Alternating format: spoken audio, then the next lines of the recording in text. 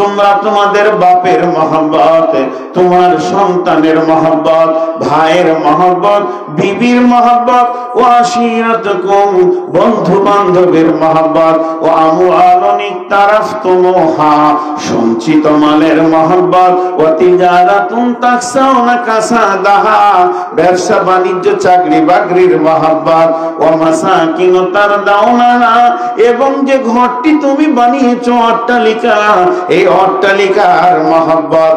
8টা মহব্বত, বাপের মহব্বত, ভাইয়ের মহব্বত, সন্তানের মহব্বত, বিবির মহব্বত, বন্ধুর মহব্বত, সঞ্চিত মালের মহব্বত, চাকরি বাকরি ব্যবসা বাণিজ্যের মহব্বত। আর 8 নম্বর হলো তোমার বাড়িটার মহব্বত। এই মহব্বতটা গাড়ির বাম পাল্লায় চাপিয়ে দাও, খালি থাকলো ডান পাল্লা, এখানে 3 জনের মহব্বত কে চাপিয়ে দাও।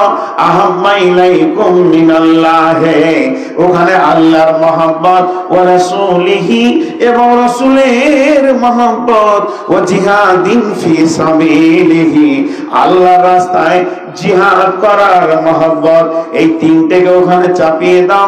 এরপরে তুমি দিলের কাঁটার দিকে দেখো, তোমার দিল যদি ওই 3টের দিকে যায় তাহলে তুমি ঈমানদার, আর 8টার দিকে চলে গেলে তুমি বেঈমান। এখন তোমার দিল কোন দিকে বেশি ছুঁচ্ছে তুমি বলতে পারবে? আল্লাহ বলছে, যখন তোরা 8টার পেছনে ঘুর ঘুর ঘুর ঘুর করবি, তোকে আজান দিয়ে পাওয়া যাবে না, চেহারা তো নবীর মতো, তোর চেহারা তো তোর সুন্নত পাওয়া যাবে না। আর তোকে পাওয়া যাবে না কোথায়? দিনকে বাঁচানোর জন্য যত জিহাদি চলছে জানমালের, ওই জায়গায় তোকে পাওয়া যাবে না। আল্লাহ তাবারাক ওয়া তাআলা আসমান থেকে আপনাকে আমাকে দেখছে, সকাল থেকে সন্ধ্যা, সন্ধ্যা থেকে সকাল, 24টা ঘন্টা, 24টা ঘন্টা থেকে সপ্তাহ, মাস, বছর, যুগ, শতাব্দী, শুধু 8টার প্রেমে ঘুরে ঘুরে ঘুরে ঘুরে ঘুরে ঘুরে বেড়াচ্ছি। এই অবস্থায় আমার আল্লাহ বলছেন, ফাতারাব্বাসু ফাতারাব্বাসু ফাতারাব্বাসু ফাতারাব্বাসু হাত্তা ইয়াতি আল্লাহু বিআমরিহি। ফাতারাব্বাসু মানে হচ্ছে অপেক্ষা করো। অপেক্ষা করো মানে আল্লাহ বলতে চাইছে, যেমন তুমি আমাকে ছেড়ে দিয়েছো, তোমরা আমাকে তালাক দিয়েছো, বান্দা আল্লাহ আল্লাহ বান্দা যেন কোনো সম্পর্ক আমাদের নাই, আমরা যেন আল্লাহর সঙ্গে কোনো কম্পেয়ারে বসিনি। বিশ্বনবী বলছেন, ইয়া মাজ লা তাতরুকান্না সালাতা মাকতুবাতান মুতাআম্মিদান ফা ইন্না মান তারাকা সালাতা মাকতুবাতান মুতাআম্মিদান ফাকাদ বারিয়াত মিনহু জিম্মাতুল্লাহ। মাজ রে, খবরদার, ইচ্ছা করে 1 ওয়াক্ত ফরজে নামাজ ছেড়ে দিও না। যে লোকটা ইচ্ছা করে সজ্ঞানে 1 ওয়াক্ত ফরজে নামাজ ছেড়ে দিল, আল্লাহর সঙ্গে বান্দাটা সম্পর্কটা চিরদিনের জন্য শেষ হয়ে যাবে। আল্লাহ বান্দা, বান্দা আল্লাহ, আল্লাহর কোনো দায়িত্ব থাকবে না। অতএব আল্লাহ এখানে বলছেন, ফাতারাব্বাসু, তোরা আমাকে মহব্বত করলি না, আমার নবীকে করলি না, আমার দ্বীনকে করলি না, দ্বীনের ব্যাপারে তোদের কোনো চিন্তা চেতনা থাকলো না। সকাল থেকে উঠে বিবির ফরমাস, বাপের ফরমাস, ভাইয়ের ফরমাস, ছেলেকে স্কুলে দিতে হবে, মাধ্যমিকে যেতে হবে, এটা করতে হবে, জমিতে যেতে হবে, ব্যবসায় যেতে হবে, বাড়িতে মিস্ত্রি ডাকি, আর 2টা কাজ আছে করতে হবে। এই করে করে করে করে করে করে 70টা বছরকে অতিক্রম করে দিলে, কিন্তু আমার ব্যাপারে তোর কোনো চিন্তা চেতনা ছিল না। শুনেলে এরপরে তোদের ঘটনা কি ঘটবে? এরপরে তোদের ঘটনা ঘটবে হাত্তা ইয়াতি আল্লাহু বিআমরিহি, আল্লাহ বিজিবিকে পৃথিবীতে আনবে, বজরংকে আনবে, শিবসেনাকে আনবে, এনে এদেরকে দিয়ে মুসলমানদের পিঠের চামড়াকে তুলে পায়ের জুতার হাফসোল বানাবে। আর তখন এরা মসজিদে বসে বসে কাঁদবে। বিশ্বনবী বলছেন, আমার উম্মত যখন আমরে বিল মারুফ নেহি আনিল মুনকার ছেড়ে দেবে, সৎ কাজের আদেশ অসৎ কাজের নিষেধ ছেড়ে দেবে, দ্বীনের মেহনত ছেড়ে দেবে, মসজিদ ছেড়ে দেবে, তখন আল্লাহর তরফ থেকে তাদের উপরে গজব আসবে। আর তারা মসজিদে মসজিদে কুনুতে নাজেলা করবে, কিন্তু আল্লাহর কাছে খবর পৌঁছাবে না। সেই অবস্থায় কিন্তু আল্লাহ এদের দোয়াগুলিকে কবুল করবে না। দোয়া কবুল না হওয়ার যতগুলি শর্ত আছে, এটা একটা শর্ত। দোয়া কবুল না হওয়ার এটা একটা বড় শর্ত। জি, আমাদের আল্লাহর সাথে সম্পর্ক শেষ। পৃথিবী সবার সাথে সম্পর্ক আছে, খালি সম্পর্ক নাই আল্লাহর সঙ্গে। গত সপ্তাহে জুমা মনে হয় ডাক বাংলায় পড়েছে, ওখানে একটা বিষয় আমি তুলে ধরেছিলাম।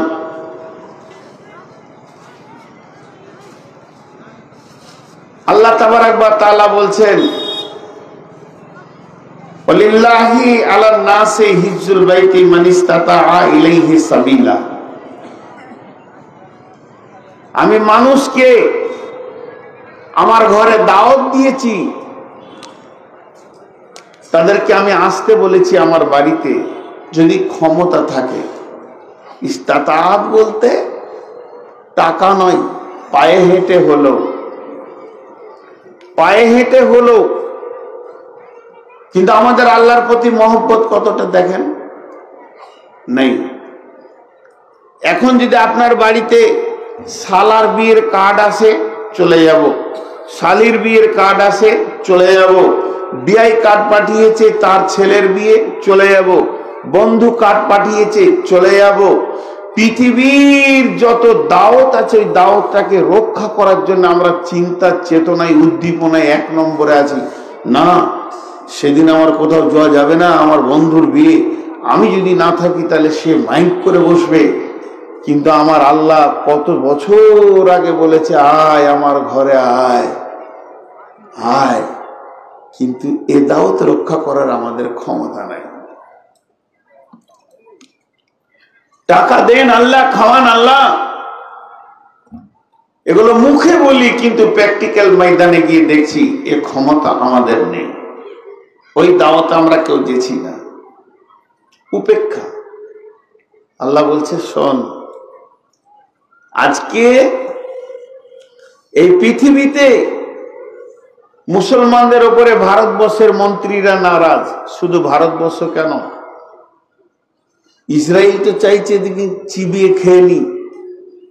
এইভাবে পৃথিবীতে বহু দেশ রয়েছে যারা মুসলমানদের নাম শুনলে নাক সিটকায়, ঘৃণা করে।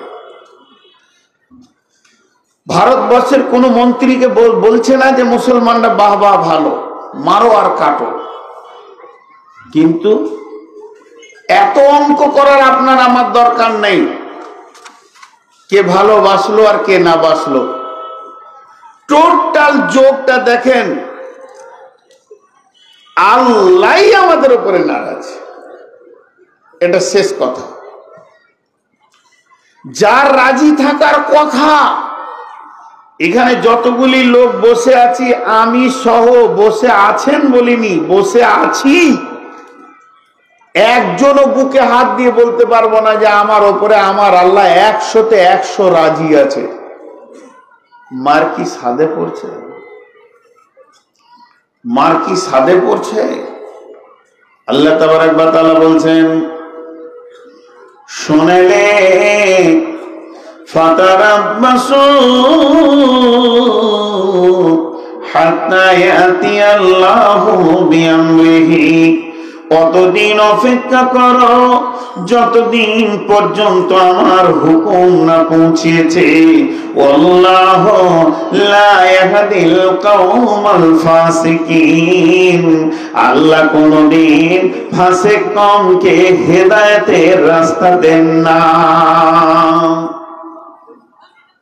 আপনার আমার বাড়িতে একটা কুত্তা আছে, সেই কুকুরটাকে আপনি আমি যত্ন করে পুষি, তাকে আমি খাবার দিই, তাকে আমি চিকিৎসা দিই, গোসল দিই, সঙ্গে করে 20 লাখ টাকার গাড়িতে চাপি তাকে আমি ভ্রমণেও নিয়ে যাই। তার সঙ্গে আমার মহব্বতের সম্পর্ক জুড়ে গেছে। কিন্তু বন্ধুরে, ওই কুকুরটা আপনার দরজায় যতবার আসবে, খাবার পাবে, আনন্দ পাবে, রুটি পাবে, ভাত পাবে।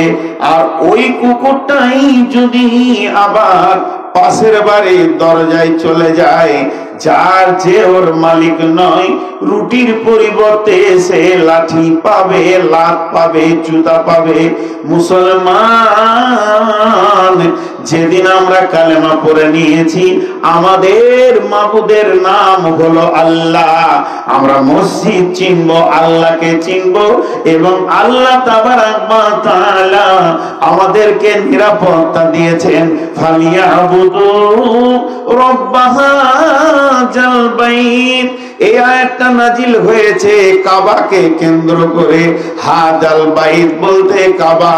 আল্লাহ বলেন ফালিয়াবুদু, তোমরা ইবাদত করো, রব্ব হাযাল বাইত, এই ঘরের রবের তোমরা পূজা করো।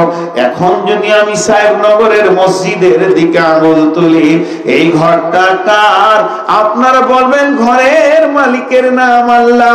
আমি বলবো এই ঘরের মালিকের তোমরা পূজা করো। হযরত ওমর যখন কাবার চত্বরে নেমেছেন তো বলছেন, কাবারে তুই একটা পাথরের দেওয়াল বই, ঘর ছাড়া অন্য কিছু নস। তোকে আমি হৃদয়ে দিয়ে ভালোবাসি, বিশ্ব নবী ভালোবাসেন, আমি ভালোবাসি। সাজদা তোকে করি না, তোর রবকে সাজদা করি, তোর ঘরের মালিককে সাজদা করি। হেরে হাজরা আসওয়াদ, তুই একটা কালো পাথর ছাড়া অন্য কিছু নস। তোকে আমি চুমা দিই কিছুই মনে করি না, বিশ্ব নবী তোকে চুমা দিয়েছে তাই আমি তোকে চুমা দিই। এটা আমার আকীদা, এটা আমার ঈমান। অতএব এখানে যে সাহেবনগর মসজিদটা রয়েছে, ওই ঘরের মালিকের কত ক্ষমতা! বলে এটা ডাকাতের ঘর, এটা গুন্ডার ঘর, এটা নেতার ঘর, এটা এসপির ঘর, এটা এমএলএ এর ঘর, এমপি এর ঘর, মন্ত্রীর ঘর, এত কিছু বলবো আমরা, কিন্তু এদের ক্ষমতাটা কত বড়! সব থেকে বড় ক্ষমতাবান হচ্ছেন আল্লাহ। আল্লাহ পরিষ্কার কোরআনে বলে দিয়েছেন, যে কটি লোক বসে আছেন সাহেবনগরের, একজন উঠে কোরআনে আঙুল দিয়ে বলেন, এই যে একটা ভুল আছে মানি না, এই জাবারটা ভুল আছে মানি না। আপনি পারবেন না, আমি পারবো না। নিশ্চয়ই কোরআনে প্রতিটি অক্ষর, প্রতিটি জের, প্রতিটি জাবারের ভিতরে আল্লাহর কারিশমা লুকানো আছে, জ্ঞানের মহাসমুদ্র লুকানো আছে। সেই মহাজ্ঞানের ভান্ডার থেকে দুইটি আয়াত আপনাদের সামনে তুলে দিয়েছি, দুইটি অক্ষর নয়। আল্লাহ বলতেন ফালিয়াবুদু রব্ব হাযাল বাইত, পিঠ বাঁচাবি, মার থেকে বাঁচবি, জান বাঁচাবি তো চলে আয়, মেয়েদের ইজ্জত বাঁচাবি, অবরু বাঁচাবি, হিজাব বাঁচাবি তো চলে আয়। ফালিয়াবুদু রব্ব হাযাল বাইত, এই ঘরের রবের তোরা পূজা কর। লাভ কি হবে? লাভ কি হবে? আল্লাযী আত'আমাহুম মিন জু'ইন, আল্লাহ তোদেরকে অভাব মুক্ত করবে। যখন তোরা অভাবে পেরেশান হয়ে যাবি, তখন তোদেরকে সচ্ছলতার ডালি দিয়ে ভরে দেবে, পেট ভরে তোরা খেয়ে নিবি। আর কি করবে? ওয়া আমানাহুম মিন খাওফ, যখন তোকে কেউ মারতে আসবে, তোর উপরে কেউ চড়াও হবে, লাঠি ধরবে, পিস্তল ধরবে, এই ঘরের মালিক তোকে নিরাপত্তার চাদর দিয়ে ঢেকে দেবে। ওয়া আমানাহুম মিন খাওফ, ভয়ের সময় নিরাপত্তা দেবে। আর এখন এই দুটি দরকার, মুসলমানদের নিরাপত্তার দরকার। এখন নিরাপত্তা যে দিতে পারবে তার উপরে আমাদের কোনো বিশ্বাস নেই। নিরাপত্তা যে দিতে পারবে তার উপরে অনুপরিমাণ বিশ্বাস নাই। খালি মুখে বলি আল্লাহ আছে, একটা হলো জানা আর একটা হলো চীনা। জানা আর চীনা এই দুটার মধ্যে পার্থক্য আছে না? নাই, অনেক পার্থক্য। হাজি, আপনারা বাংলাদেশের মৌলানা সারোয়ার সাহেবকে জানেন? হ্যাঁ জানি। কি করে জানলেন? ইউটিউবে দেখছি, জানি। চিনেন? না, চিনি না। আমি চিনি, ওর সঙ্গে আমি বসে কথা বলেছি। তো জানা কারো কাছ থেকে জানা যায়, কিন্তু চিনা হলো আলাদা জিনিস। তো আমরা আল্লাহকে জানি কিন্তু আল্লাহকে চিনি না। যদি আল্লাহকে চিনতাম যে ওর কত ক্ষমতা, তাহলে পৃথিবীর অন্য কোনো দরজায় আমরা যেতাম না, কোন দরজায় যেতাম না। নিরাপত্তার দরজা একটাই, সেটা হচ্ছে আল্লাহর কাছে। আজি অর্ধেক লোক যে খালি হয়ে গেল, তো কালেকশন কার কাছে করবে? এরা জলসা করে গেল।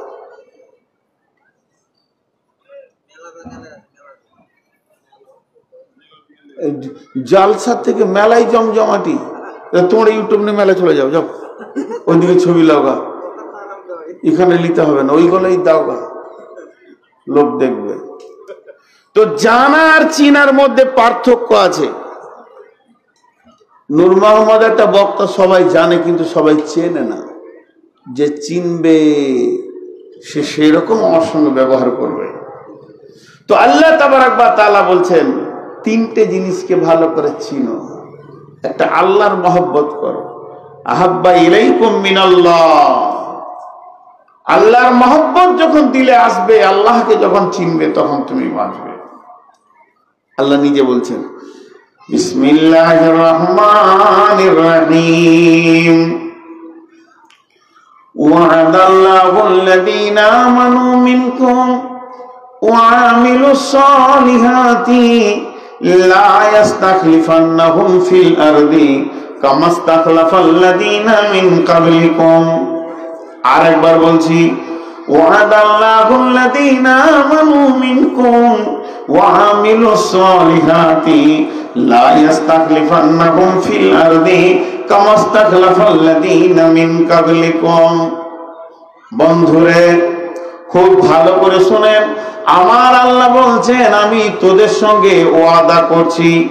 নূর মোহাম্মদের ওয়াদা ফেল হয়ে যেতে পারে, আপনার ওয়াদা ফেল হয়ে যেতে পারে, এর ওয়াদা ফেল হতে পারে, তার ওয়াদা ফেল হতে পারে, আলেম মাওলানার ওয়াদা ফেল হতে পারে, ফেরেশতারা ওয়াদা ফেল করতে পারে। মনে করলেন, এইভাবে বলছি, পৃথিবীর যত ওয়াদা আছে, যত ওয়াদা আছে, কেউ ঠিক রাখতে পারবে না। ফেরেশতার মতো যদি মাখলুক হয়, তাকে ওয়াদাকে ঠিক রাখতে গেলে আল্লাহর তৌফিকের প্রয়োজন হবে। আল্লাহ যদি তৌফিক না দেয়, ফেরেশতা ওয়াদা ঠিক রাখতে পারবে না, কেউ ঠিক রাখতে পারবে না। কিন্তু তৌফিকের প্রয়োজন তো একজনের হয় না, তিনি হলেন আল্লাহ। এবার কেউ যদি, আল্লাহ যদি কোনো বিষয়ে ওয়াদা করে, এখানে কোনো রকম সন্দেহ থাকবে না। তা আল্লাহ বলছে, ওয়াদাল্লাহুল্লাযীনা আমানু মিনকুম, হে পৃথিবীর মুসলমানেরা, তোদের সঙ্গে তোদের আল্লাহ ওয়াদা করছে। হে ঈমানদারেরা, তোদের সঙ্গে তোদের আল্লাহ ওয়াদা করছে। কি ওয়াদা করছে? কি ওয়াদা করছে? কোন বিষয়ে ওয়াদা করছে? সেই বিষয়টা হচ্ছে, লা ইয়াস্তাখলিফাল্লাযীনা মিন ক্বাবলিকুম ওয়া আমিলুস সালিহাতি, তোরা ভালো ঈমান আন এবং ভালো আমল কর। ভালো আমলের ভিতরে যখন তোরা ঢুকে যাবে, লা ইয়াস্তাখলিফাল্লাযীনা মিনকুম কামা ইস্তাখলাফাল্লাযীনা মিনকুম, যেমন তোদের পূর্বপুরুষেরা বিজয়ী দেখেছিল, ওই রকম তোরা বিজয়ী আজও পেয়ে যাবে, যদি আল্লাহর সঙ্গে তোরা ঢুকে যেতে পারিস। এই আয়াতটা হচ্ছে সূরা নূরের 55 নম্বর আয়াত। সূরা নূরের ভিতরে আল্লাহ বলছেন, ওয়াদাল্লাহুল্লাযীনা আমানু মিনকুম ওয়া আমিলুস সালিহাতি, হে ঈমানদারেরা, তোদের সঙ্গে তোদের রব ওয়াদা করছে। ওয়াদাটা কি? তোরা ভালো আমল কর। লা ইয়াস্তাখলিফাল্লাযীনা মিন ক্বাবলিকুম কামা ইস্তাখলাফাল্লাযীনা মিন ক্বাবলিকুম। আল্লাহ তাবারাক ওয়া তাআলা বলছেন, তোদের সঙ্গে আমার ওয়াদাটা এমন একটি ওয়াদা, যে সেই পূর্বপুরুষেরা যেমন ভাবে বিজয়ী এনেছিল, ওই রকম বিজয়ী তোরা আনতে পারবে। শুধু একটাই কারণ, যদি তোরা আমার সঙ্গে ওয়াদাতে আবদ্ধ হয়ে ঠিক মতো আমলের ভিতরে ঢুকে যা। কি বলছেন? আমি তোদের সঙ্গে ওয়াদা করছি। ওয়াদাটা কে করছে দেখেন, খালি ব্যক্তিটার দিকে তাকান। আল্লাহ বলছে, ও আমিলুস সালিহাত, তোরা ভালো আমলে ঢুকে যা।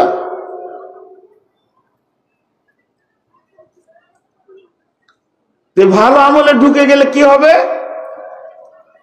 যেমন তোদের পূর্বপুরুষেরা, পূর্বপুরুষ বলতে সাহাবীর দিকে ইশারা করে বলছেন,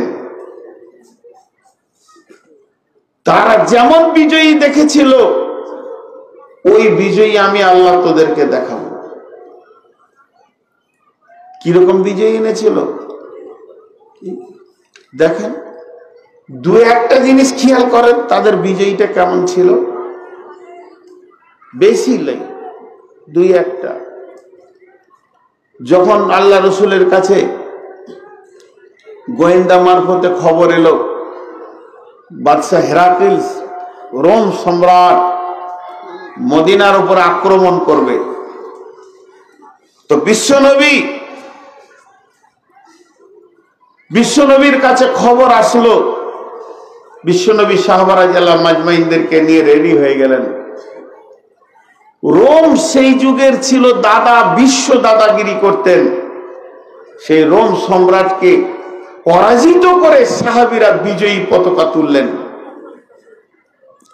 তোমার সিংহাসনটা সম্রাট যেখানে বসতো, তোর মাথার মুকুটটা ছিল সোনা। তো মুকুটটা কত পরিমাণ সোনা ছিল যে একটা মানুষ ওটাকে স্বাভাবিক মাথায় রাখতে পারবে না। তার জন্যে গোটায় সোনার চেন দিয়ে, শিকল দিয়ে ওই মিনারের কুব্বা থেকে ওটা ঝোলানো থাকতো। আর বাদশাহ বসলেই মনে হতো যেন মাথায় আছে। এতটা সোনা সাহাবীদের কাছে এসে হাজির হয়ে গেল। কোথায়? বাইতুল মালে জমা হয়ে গেল। কখন হলো? তারা আল্লাহকে নিয়ে বিজয়ী ঘটালো। দেখেন উহুদের প্রান্তে যদিও একটা ভুলের জন্য মাসুল দিতে হয়েছে, তারপরও বিজয়ী তুলেছে। বদরের প্রান্তে বিজয়ী তুলেছে। কখন? বিশ্ব কবি রবীন্দ্রনাথ বলছেন, কবি নজরুল বলছেন, খোদায় পাইয়া